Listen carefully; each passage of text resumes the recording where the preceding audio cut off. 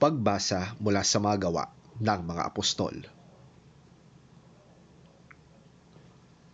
Kaya't dapat malaman ng buong Israel na itong si Jesus na ipinako ninyo sa krus ay siyang ginawa ng Diyos na Panginoon at Kristo. Nabagbag ang kanilang kalooban nang marinig ito. Kaya't tinanong nila si Pedro at ang ibang mga apostol, "Mga kapatid, ano ang dapat namin gawin?"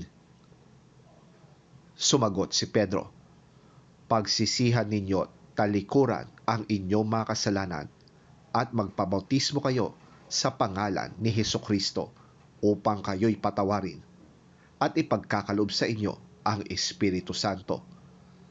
Sapagkat ang pangako ay para sa inyo at sa inyong mga anak at sa lahat ng nasa malayo, sa bawat taong tatawagin ng ating Panginoong Diyos."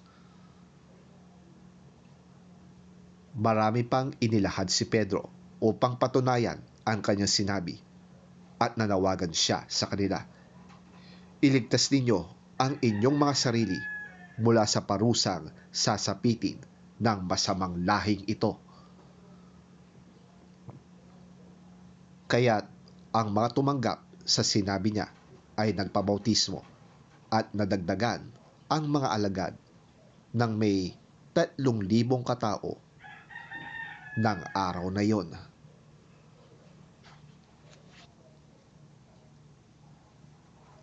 Ang salita ng Diyos.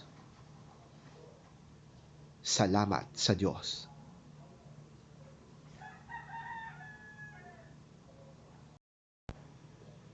Ang mabuting balita ng Panginoon ayon kay San Juan. Papuri sa iyo, Panginoon. Si Maria ay nakatayong umiiyak sa labas ng libingan. Nang yumuko siya at sumilip sa loob, may nakita siyang 2 anghel na nakadamit ng puti at nakaupo sa pinaglagyan ng bangkay ni Jesus.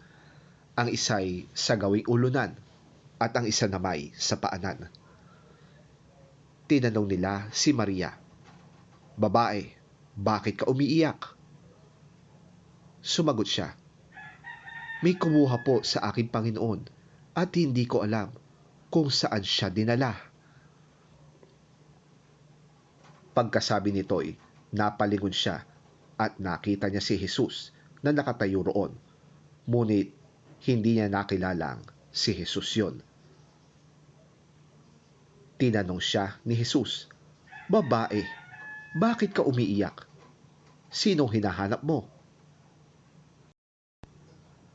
Akala ni Maria ang kausap niya'y ang hardinero, kaya't sinabi niya, "Ginoo, kung kayo po ang kumuha sa kanya, pakituro nga po ninyo sa akin kung saan ninyo siya dinala at kukunin ko."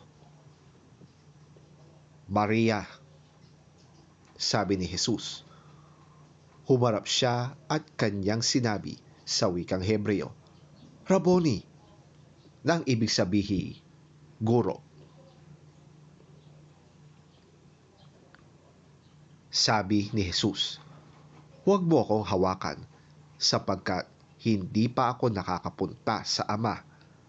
Sa halip, pumunta ka sa aking mga kapatid at sabihin mo sa kanila na aakyat ako sa aking Ama at inyong Ama, sa aking Diyos at inyong Diyos." Kaya't si Maria Magdalena ay pumunta sa mga alagad at sinabi sa kanila, "Nakita ko ang Panginoon." At sinabi rin niya sa kanila ang bilin ni Jesus.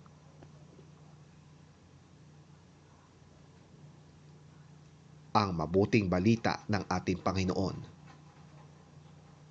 Pinupuri ka namin, Panginoong Hesukristo.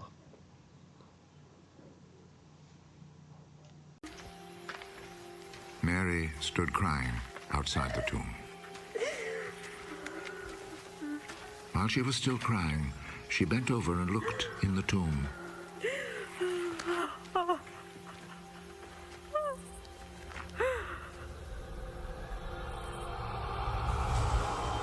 and saw two angels there, dressed in white, sitting where the body of Jesus had been, one at the head, the other at the feet.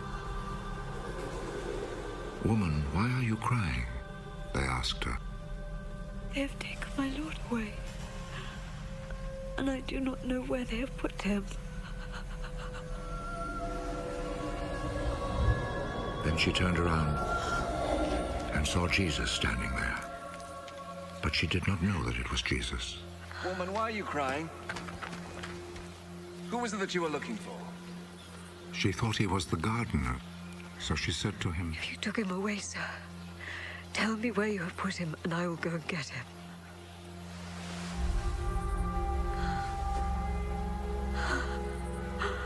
Mary. She turned toward him and said in Hebrew, Rabboni. this means teacher. Do not hold on to me, because I have not yet gone back up to the Father. But go to my brothers and tell them, I am returning to him who is my Father and their Father, my God and their God. So Mary Magdalene went and told the disciples that she had seen the Lord, and related to them what he had told her.